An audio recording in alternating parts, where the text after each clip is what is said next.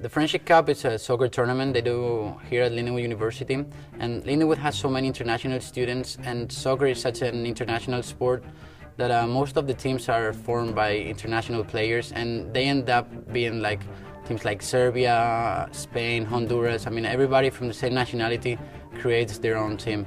So we pretty much, instead of calling it the Friendship Cup, to make it even more real, in our own language, in Spanish, we call it the World Cup, El Mundialito from Lindenwood. In this case, I play for Spain. I'm an Argentinian, but since my grandfathers are Spanish people, I have the honor to play for Spain because, of course, there's no Argentinian team because there's like 3 Argentinians in the university. But we're like 16 players and about 11 or 12 are Spaniards, so it's a really decent amount of Spanish people in this university. And then there's Uruguayans too, and there's also a team called Latin United. It's people from all Latin America. They come and play together. Like this year, it's not the French team, it's called Legendary 11.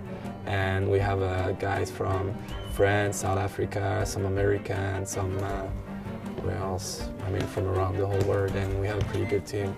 We usually have 12, 13 players, and we have to recruit like 4 or 5 players from other countries.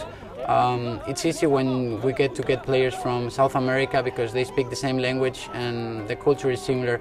But this year we have players from Cameroon and from Bosnia, and these guys don't speak Spanish at all, so we have to be translating all the time what the coach is saying, explaining the traditions of the team, and the guys really love it. Even if they don't understand, I think they're having a blast playing for Spain. And in Spain, everybody plays football. Since you're a kid, it's like the dream of everybody to be a soccer player. And at some point, some of us, when we were 12, some of us when we were 16, we realized we're never gonna make it because we're not good enough. So coming here and represent your team, have the Spanish jersey with the name in the back, and like really represent your country playing soccer, for us is really, we take it as a real World Cup and as a real opportunity to play a World Cup, which is something we're obviously never gonna make it. At least in my country, Argentina, soccer is the first sport. Whenever there's Argentinian soccer going on, the whole country just stops.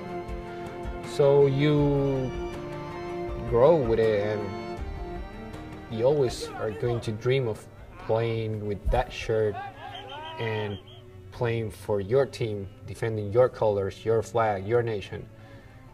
And well, coming to this is the closest as a World Cup that you can do. Nationally speaking, it will be the closest to a dream that I can have. It's really big and it's really important for like everybody. The Friendship Cup, obviously, but nobody wants to lose and nobody wants to make friends. People just want to win. So when you want to win, there are no friends in the field. And some people are your friends outside. I mean, when you go to class, they are your friends. But when you're playing the Friendship Cup, you don't have friends. And sometimes those friends, you kind of lose them during the games. And maybe the next day you have a class with one of them and he'll be like, oh, we beat you. And you're like, you really want to kill him. So sometimes you lose friends, and it's fair enough. It's sports, but some people just take it over and keep living with that rivalry after the games.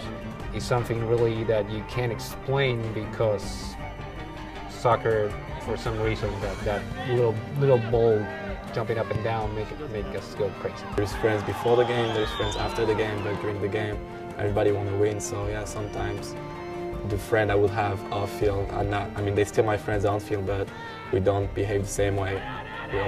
Everybody want to win. This cup is really big and it's really important for like everybody.